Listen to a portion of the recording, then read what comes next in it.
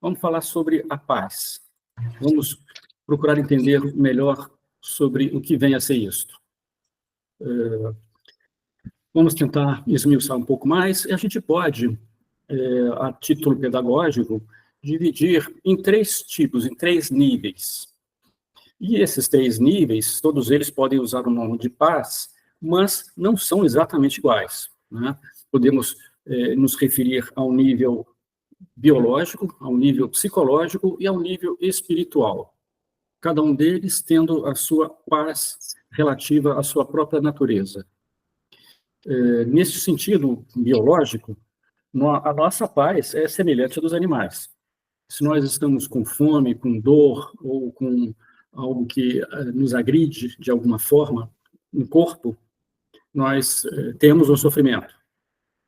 Biologicamente, não podemos dizer que há paz, porque o próprio corpo imobiliza uma série de hormônios para que aquilo seja resolvido, seja no sentido de uma inflamação, de uma infecção, haverá uma reestruturação no próprio corpo para que aquilo seja reparado. E isso, essa agressão ao corpo seja reparada.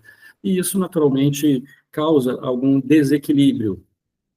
O segundo nível, necessariamente ligado à parte biológica também, supondo que a parte biológica esteja em nível de conforto, não haja fome, não haja dor, não haja frio nem calor, que as coisas estejam bem equilibradas, é possível que existam situações de potencial dano, como uma preocupação com um emprego, ou com uma tempestade que se aproxima, ou com uma catástrofe política, ou o que seja. Isso pode nos levar a uma angústia psicológica, ainda que o nosso corpo esteja sob um efeito de tranquilidade. Essa paz, São Tomás definiu como sendo a tranquilidade da ordem. Está tudo como deveria. As coisas estão equilibradas, cada coisa em seu lugar. E isso faz com que a gente fique sem sofrimento, fique em paz. E o terceiro nível, o nível espiritual, é o nível da segurança na esperança. Nós temos fé, nós acreditamos que o que quer que aconteça é permitido por Deus, é querido por Deus e é para o nosso bem, ainda que seja uma coisa que tenhamos aversão, ainda que seja de alguma forma agressiva. A base e a confiança em acontecimentos que estão no controle de Deus, sempre, fazem com que a gente tenha paz, ainda que existam motivos psicológicos para a angústia. Nós não seremos impassíveis, nós nos preocuparemos com as coisas, com as ameaças, mas nós não nos desesperaremos. A fé exige isto. Muitas vezes Deus nos põe à prova, deixando que situações difíceis aconteçam, para que a gente veja em nós mesmos o nível de confiança que temos em Deus. Confiar em Deus quando está tudo sob controle é diferente quando nós temos algo que não sabemos como vai ser. Você está com uma suspeita de câncer, fez o exame e não saiu o resultado. Há uma preocupação justificável. É um momento de exercer a confiança em Deus. Nessas horas, a gente vai ver o quanto a gente realmente deposita a fé em Deus, no sentido de que aquilo foi desejado e de que aquilo, de alguma forma, servirá para o nosso bem. A gente pode ir crescendo na fé, ainda que as coisas estejam indo muito bem. É desejável que seja assim. Mas situações difíceis são imprevisíveis, podemos ter talvez uma vida bastante tranquila, e isso não é impedimento para um crescimento na fé. Mas as dificuldades, elas põem à prova, principalmente para nós mesmos, para que a gente veja que ainda não crescemos tanto quanto deveríamos, quanto uma pequena preocupação, quanto a uma possível situação de sofrimento, já faz com que nós nos desestabilizemos ou que tenhamos algum ressentimento de Deus. Isso nos mostra que a nossa fé ainda é fraca. Quando acontecem coisas dessa natureza e nós nos referimos, nos voltamos a Deus em primeiro lugar, então as coisas estão indo bem, estão no seu lugar. Não deixaremos de nos angustiar. A angústia é um fenômeno normal. Jesus Cristo sofreu tremenda angústia no Horto das Oliveiras antes da paixão, a ponto de suar sangue.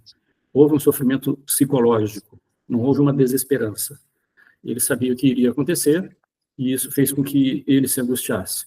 Nós podemos nos angustiar com as coisas que acontecem conosco, mas não devemos nos desesperar.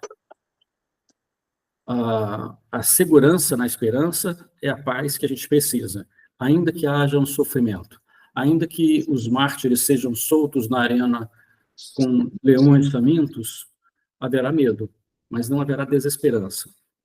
Numa situação dessas, obviamente, Deus carrega essas pessoas com a fé que elas precisam para manter a esperança, apesar da dor que sofrem naquelas horas, naqueles momentos.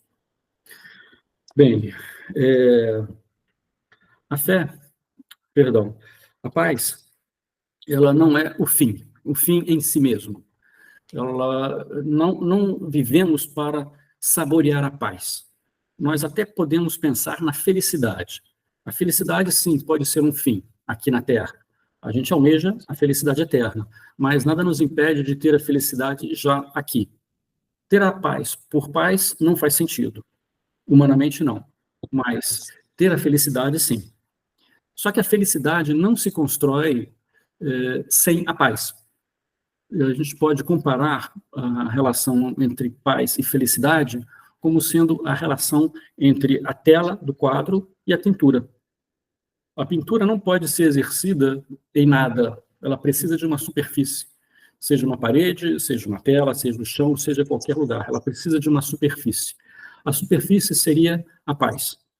Mediante a existência da paz, da tela, nós podemos pintar algo, nós podemos ser felizes.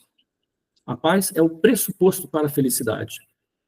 Ela é decorrência da vitória na luta que a gente se empreendeu.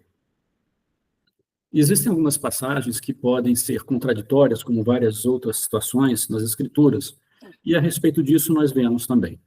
Jesus Cristo tanto disse, a paz esteja com vocês, como disse, não vim trazer a paz, mas a espada.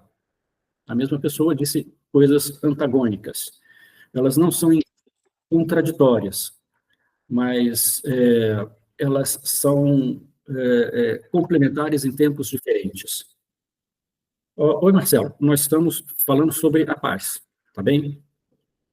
Bom, haverá momentos em que nós deveremos cultivar a paz, porque a paz espiritual é a paz da conexão com Deus. Nós estamos conectados e nós estamos tranquilos, porque o que quer que aconteça, nós estaremos nas mãos de Deus. Como uma criança fica junto a seu pai.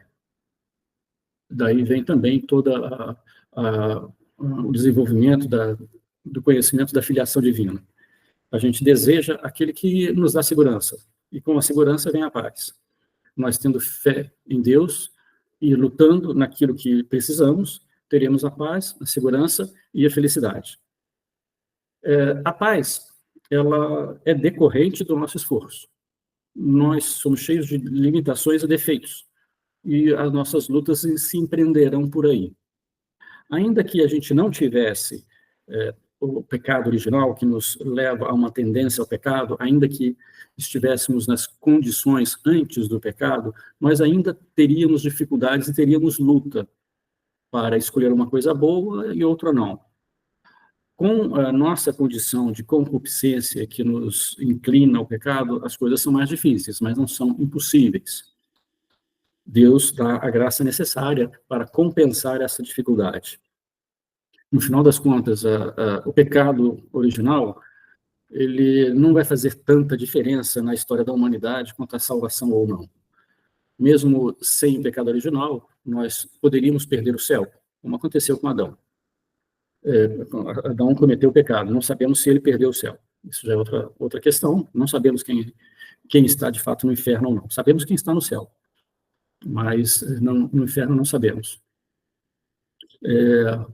A luta, então, ela é inerente, independentemente da nossa situação de favorabilidade. A nossa luta será sempre, todos os dias, contra a nossa tendência à acomodação, ou ao egoísmo, ou a soberba. Se nós não vemos essa luta, é porque a gente está perdendo.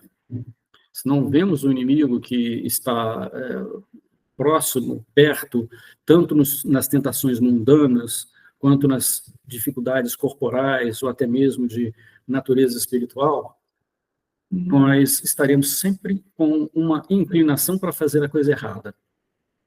Nós temos que ter consciência disto, nós temos que ter a iniciativa na luta, e a partir disto, a paz resultante será cada vez mais confortável e atraente. Na medida que a gente consegue essa paz após a luta, nós desejaremos tê-la mais ainda. Como uma pessoa que faz ginástica, inicialmente é muito difícil e depois passa a ser prazeroso. A proximidade de Deus é sedutora também. Faz com que nós a desejemos, faz com que nós queiramos ela, não apenas para evitar o pecado, mas porque estar acolhido por Deus é por si só atraente. E isso nós só conseguiremos a partir das lutas que nós travarmos quanto a essas tendências que a gente tem, que não são boas. É importante lembrar que a grande maioria das coisas que nós fazemos, Deus deseja que nós façamos. Nós fizemos várias escolhas legítimas, não precisamos abandoná-las. A maior parte das coisas que está ao nosso alcance, sobre como nos alimentamos, como nos vestimos, o que escolhemos fazer,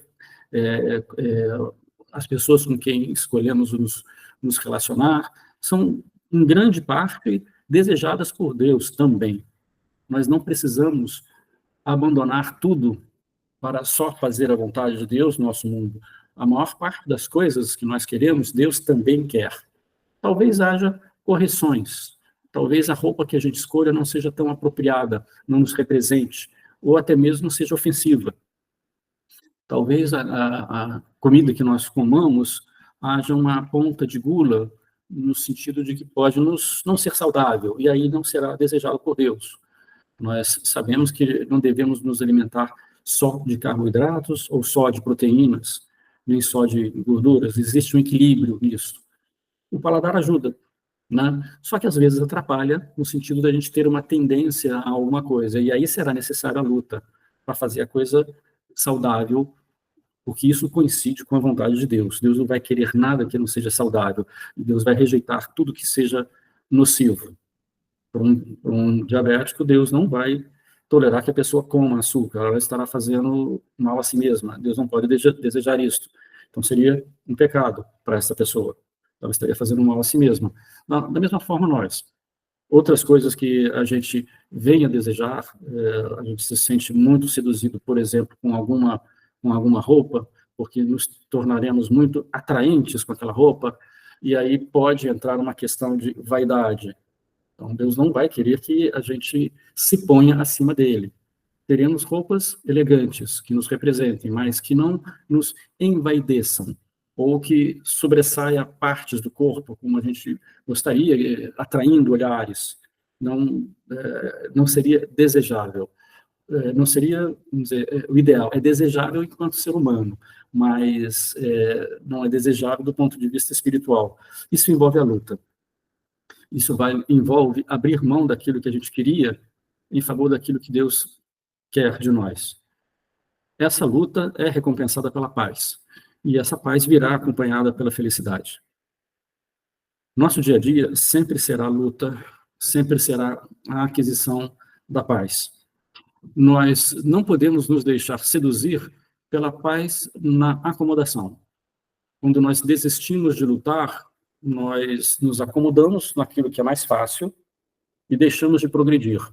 Isso gera a falsa sensação de paz. Na verdade, é apenas o plano inclinado.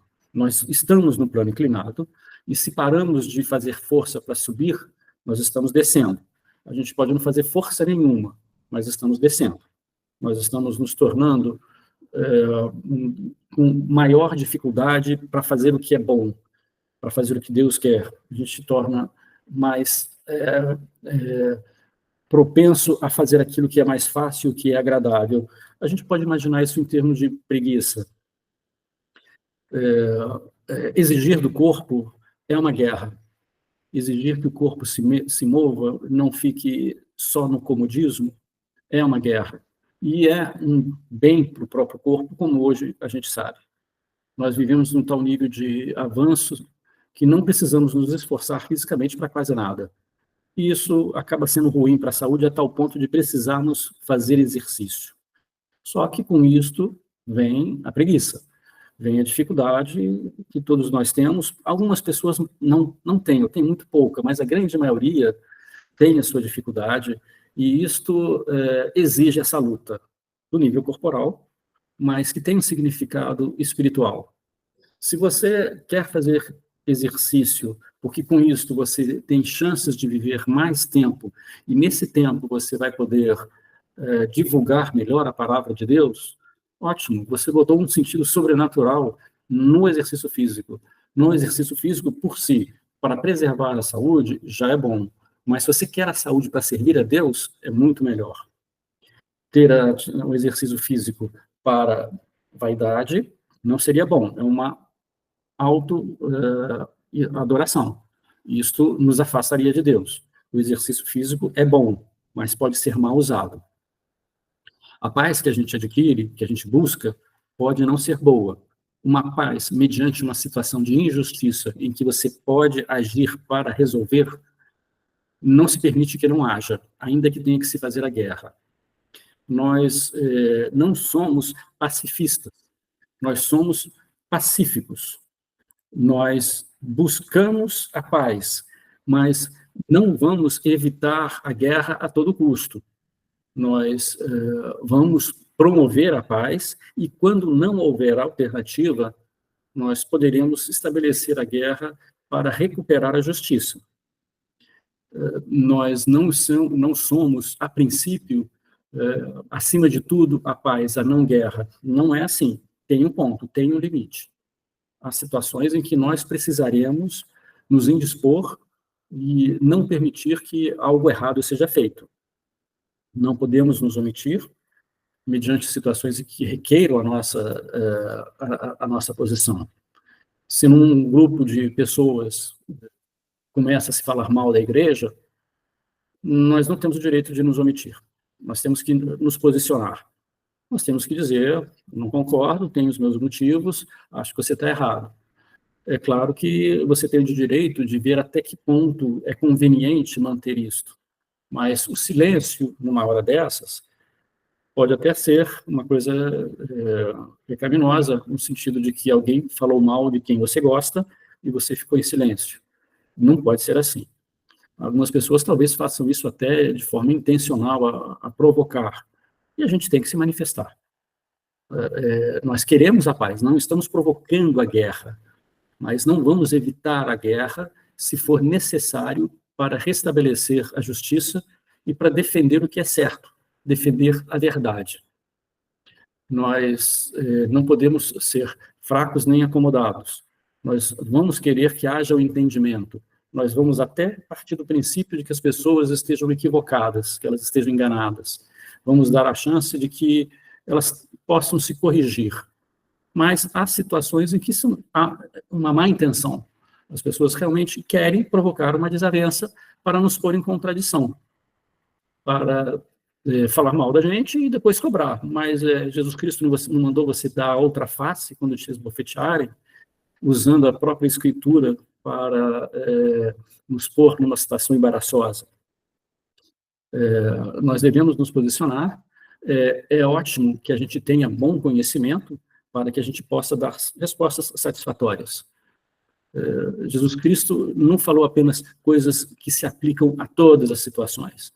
Ele falou coisas que se aplicam a situações bastante específicas, e há situações onde a gente deve dar a outra face.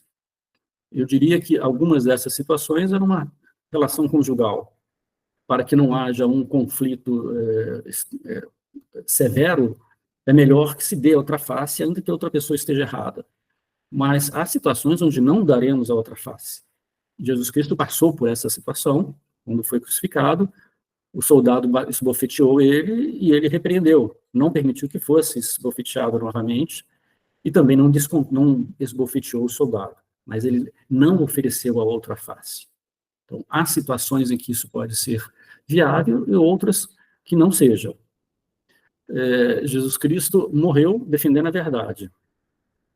Ele perdeu a paz psicológica no Horto das Oliveiras com o sofrimento que teve, para defender a verdade. Conosco é a mesma coisa. Nós só não poderemos perder a paz espiritual, a conexão com Deus. Essa está acima. Essa não há exceção. Nós precisamos preservar essa conexão, essa paz, na confiança de que qualquer coisa que nos aconteça é querida ou permitida por Deus e vai servir para o nosso bem. Com a fé, nós precisamos acreditar nisso e, com isso, nós preservaremos a nossa fé. Ainda que haja uma angústia psicológica normal, ainda que haja um ferimento físico que nos causa dor e sofrimento, o espírito poderá estar em paz apesar disto. A paz espiritual, ela pode ser preservada e pode se estender ao aspecto psicológico quando ele não é demasiado. Neste exemplo, como eu citei, uma pessoa faz um exame para verificar se está com câncer ou não e fica angustiada até receber o resultado. Uma pessoa com uma fé firme, ela não vai deixar de se preocupar, mas não vai ter o mesmo sofrimento de alguém que não acredita em nada, de alguém que se vê à beira da morte, à beira do fim. Nós sabemos que não é o nosso caso, não é o fim, é uma transformação.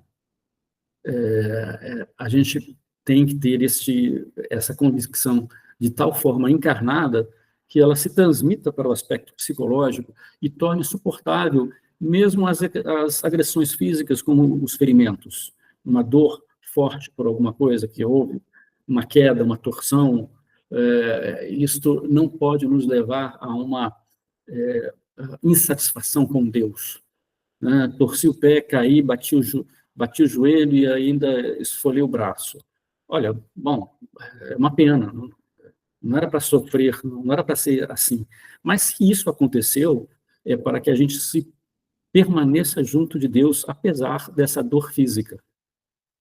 Essas coisas vão continuar acontecendo na nossa vida, essas coisas vão nos mostrando o quanto nós estamos unidos a Deus, o quanto nós precisamos corrigir, o quanto ainda nós podemos ver que progredimos, uma vez que eu achei engraçado aquela queda, até contei para os outros como foi, doeu muito, mas depois passou, e nós estamos confiantes que, olha, foi chato, mas foi de proveito. Vou tomar cuidado com aquilo, vou tomar as minhas providências, eu estou amadurecido a ponto de saber que uma queda é uma coisa que produz ferimentos curáveis, que não será uma catástrofe para a vida toda. A forma madura de se ver uma coisa dessas acontecer. E está relativamente ligada à vida espiritual. É mais fácil ter este senso de humor perante coisas chatas e difíceis quando a gente acredita que aquilo há uma participação de Deus para o nosso fim, para o nosso bem. Fica mais fácil de suportar. Não é revoltante, no sentido de que mal fiz eu para merecer esta queda? Né? É o tipo de pensamento de revolta, de não aceitação. É um pensamento de quem não tem tanta fé e um pensamento de quem perdeu a paz. Numa situação dessa, pode até haver uma tendência, uma tentação a se aborrecer com Deus. Mas nós podemos também dar a volta por cima nessa situação. Não lembro se eu já contei uma vez um episódio que houve com Santa Teresa de Ávila, que estava no caminho da Espanha, um período de intenso calor, ela vestindo o hábito, e então no caminho fora da cidade, houve um tropeço e ela cai numa poça de lama, né? Já estava irritada com todo aquele calor, com o hábito, com o peso das coisas, a sede, e ainda acontece isto. Ela se levanta, então, por que, Deus? Por que, meu pai? Né? Já não basta que eu estou fazendo a sua vontade, ainda por cima tem que me submeter a uma queda dessa, eu vou ficar toda suja aqui até o fim da viagem, cheia de barro. E ela ouviu, por inspiração, a resposta de Deus. Assim trato os meus amigos. Bom, houve uma oração aí, e houve uma resposta por parte de Santa Teresa, que disse: Agora eu entendo porque tem tão poucos amigos, no sentido de que, olha, Deus aproveita essas coisas para a gente crescer. E, com certeza, esse tipo de situação, apesar de ter sido insatisfatória e causado uma certa revolta em Santa Teresa, foi um motivo de aproximação, foi um movimento de maior intimidade. Ela fez a queixa, recebeu a resposta de Deus e ainda deu uma resposta de Deus. Isso é um relacionamento entre pessoas que são amigas, são íntimas, que podem manifestar insatisfações. Assim que tem que ser o nosso relacionamento com Deus mesmo, transformando coisas que são indesejáveis em motivos para nos aproximar. E, com certeza, num breve diálogo deste, a paz é recuperada. A insatisfação com o que aconteceu pode até permanecer, mas o vínculo com Deus está lá. E, na medida em que ela termina a viagem, faz o que tem que fazer, se limpa, troca o hábito, ela vai ter a felicidade de não ter abandonado ou feito, vamos dizer, ações por falta de fé, com raiva de Deus e não querer falar com Deus. Ela se queixou e ela se aproximou. A paz com que ela obteve após esse evento certamente contribuiu para que ela se sentisse mais realizada depois e aumentasse a convicção em que vale a pena a gente seguir a Deus, ainda que essas coisas nos aconteçam. Deus nos dará a graça para que a gente enxergue a dificuldade daquela situação como sendo um degrau a mais que a gente sobe. A cada degrau que a gente sobe, o nosso nível de paz, de união com Deus é maior, é mais firme, nos afasta mais das dificuldades. É sempre uma situação de risco, porque na medida em que Deus nos propõe situações difíceis, nós tanto podemos crescer como decrescer. A gente pode dizer, olha, não aguento mais, eu acho que se para viver com Deus tem que ser assim, então eu prefiro viver sozinho, não vou precisar fazer todos esses esforços. É sempre um risco. Deus corre esse risco, ele permite essa dificuldade, essa perda de paz, mediante a vitória em crescer. Mas, nestas situações, não haverá um retorno ao nível anterior. Ou nós vamos melhorar, ou nós vamos piorar. Deus nos põe nessa situação sempre. Deus tem um horror à acomodação, ao estacionamento. E ele falou isso textualmente no Antigo Testamento, né? Não lembro exatamente as palavras, mas entre ser fervente de amor ou frio de ódio, não, prefiro que seja afastado, que tenha raiva, do que seja amor, não tenha nem o fervor do amor, nem a frieza do ódio, mas por estar no meio termo, estou para te vomitar. Deus não quer o meio termo. Ele prefere o afastamento do que o meio termo. É claro que ele prefere a aproximação, mas ficar mais ou menos, né, nem tanto ao céu, nem tanto ao inferno, isso Deus rejeita. Ele prefere as pessoas que declaradamente o odeiam do que aquelas que acendem as velas a Deus e ao diabo. Essas são as piores, segundo o ponto de vista de Deus. Então, nós estaremos sempre enfrentando situações que podem pôr a nossa paz a perder. Se nós conseguirmos manter a nossa fidelidade naquilo que a gente tem consciência de que é o certo, de que é a vontade de Deus, nós estaremos progredindo com certeza. E nós estaremos mais felizes, talvez não naquele dia, mais para frente. A gente vai vendo esses resultados aos poucos. A gente só percebe quando a gente compara períodos mais longos. Por exemplo, com um ano e outro. Como é que você agia no ano passado em situações semelhantes? É desejável que tenha progressos. A gente não consegue ver um dia para outro, mas todos os dias, fazendo esses pequenos progressos, vão fazer um resultado que é expressivo e admirável, que nós mesmos vamos perceber em nós, sem que a gente tenha visto, degrau a degrau, sempre pondo à prova a nossa paz, no sentido de nos acomodarmos, nos afastarmos ou de toparmos a luta. Não estamos na vida para descansar, não estamos a passeio. Nós estaremos sempre sujeitos a perder a nossa paz mediante as situações difíceis, as tentações que nos são postas. É assim mesmo que Deus quer que seja, para que a gente cresça. Volto a dizer, Jesus Cristo falou, vim trazer a espada, vim trazer a guerra, não a paz. Falou textualmente. Ele se referia a esta guerra, a guerra contra as nossas más inclinações. Não a guerra no sentido de ódio ao próximo. Quanto a isso, não há exceção. Devemos amar o próximo tanto quanto a nós mesmos. E também não pouparemos o próximo das exigências que Deus faz a nós. É perfeitamente aceitável que, vendo uma outra pessoa fazendo coisas erradas, nós a corrijamos. É desejável que seja assim, porque isso é uma forma de amar também, corrigir a pessoa. Não falar nada pode parecer que nós estamos de acordo com o erro dela, é uma cumplicidade. E isto tem o seu erro. Se nós vemos que a pessoa comete o erro, sabemos corrigir, estamos em posição de corrigir, não nos poupar do que não digamos nada. Claro que devemos saber falar da forma adequada, seja uma pessoa mais idosa, seja uma criança, seja um chefe, seja uma pessoa da família, seja um amigo. Para cada pessoa haverá um jeito diferente de dizer, mas a todas elas devemos corrigir e nos submetermos à correção.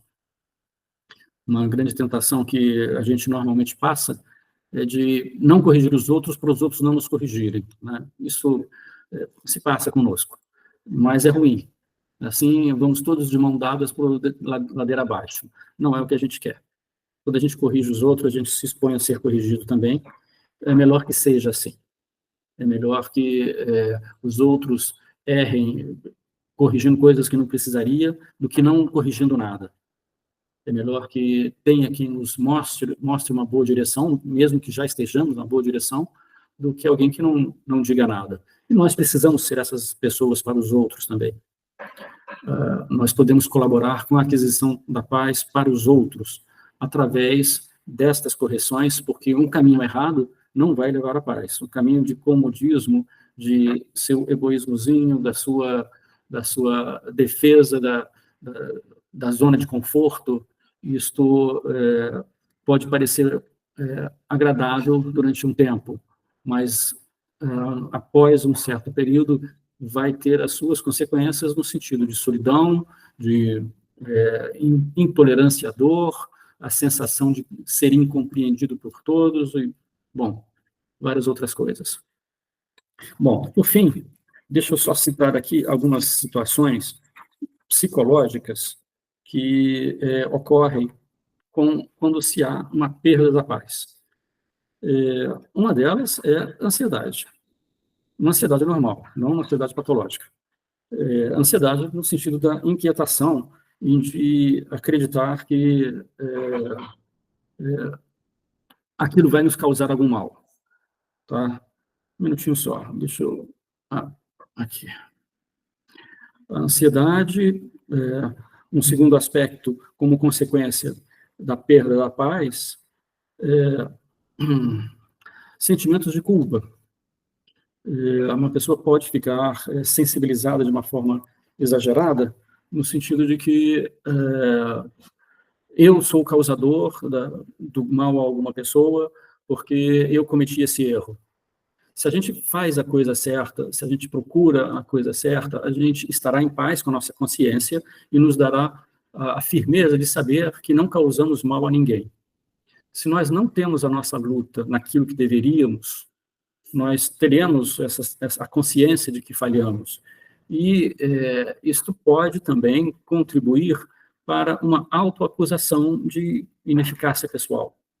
A culpa, nesse caso, é até boa, nos leva à correção. Nem toda culpa é ruim. A culpa ruim é aquela que não é realista. A culpa que tem uma razão de ser exige uma reparação. Vamos nos corrigir. Persistir em não lutar faz com que a gente tenha mais culpa e vai chegar a um ponto de insensibilidade em que não veremos mais culpa nenhuma e, ao contrário, passamos até a justificar racionalmente o erro que a gente comete. A culpa, a longo prazo, ela desaparece de forma inadequada. Ela não leva mais ao progresso, a gente deixa de se questionar e nós nos tornamos imóveis perante situações que precisam de correção. A falta de paz nos leva a um grau de irritabilidade, a um grau até mesmo de agressividade, querendo culpar os outros pelos nossos erros. É um movimento psicológico que pode acontecer. Pelo amor que temos a nós mesmos, preferimos dizer que a falha não foi nossa, foi externa. Foi a primeira coisa que Adão fez quando questionado por Deus, né? Quem te revelou que estás nu? Foi a pergunta de Deus. E Adão botou a culpa em Eva. Foi Eva que me deu a fruta e eu comi. A culpa é dela. Não, bom, foi ele que comeu, a culpa é dele. Mas essa forma de desvio é uma maneira de amenizar a consciência quanto às nossas próprias falhas.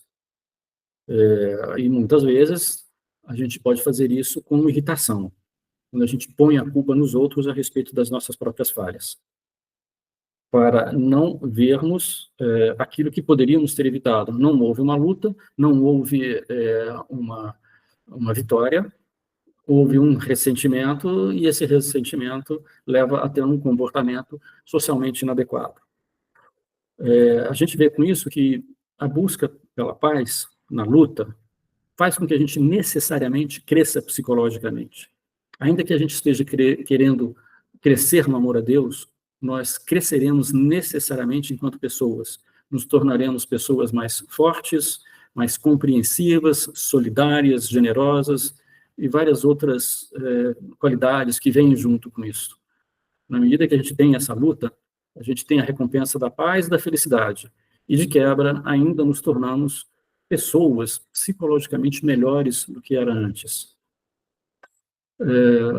Vale a pena. Nós só precisamos ter as instruções necessárias, porque nem tudo é intuitivo. Nem todas as lutas que nós temos a boa intenção são as melhores. Por isso que a gente precisa da formação. Por isso que Deus criou a igreja, para que ela oriente as pessoas quanto aos melhores caminhos. Para isso que nós temos muitos santos que transmitem as experiências deles e nos facilita o caminho. A gente precisa aprender o tempo todo. Nós não temos o conhecimento sobre todas as circunstâncias psicológicas que passaremos, teremos dúvidas sobre como agir, nós até queremos a luta, mas não sabemos por onde lutar. Aí já é um outro nível de conhecimento necessário, mas que nós vamos passar também. Mesmo pessoas como São Pedro tiveram as suas dúvidas a respeito de qual era a vontade de Deus, sobre qual seria a luta que ele deveria fazer. Até mesmo no fim da vida, quando ele fugiu de Roma para não ser capturado, Jesus Cristo apareceu a ele e pediu para que voltasse e fosse martirizado. Isso não fez com que Pedro deixasse de ser santo, não foi um pecado, foi uma limitação. Então, há momentos em que a gente quer lutar, mas não sabe qual é a melhor luta. E para isso a gente pergunta. Nós temos que ter a humildade de revelar a dúvida. Vale a pena seguir por este caminho ou por aquele outro? Muitas vezes há situações complexas mesmo. Às vezes situações em que ambos caminhos são bons, ou que a dúvida tem algumas particularidades que tornam a resposta diferente daquilo que seria na maioria das vezes. Mas aí já estamos desviando um pouco. Acredito que a gente já possa encerrar por aqui. Eu vou, então, parar a gravação para que a gente possa continuar um pouco.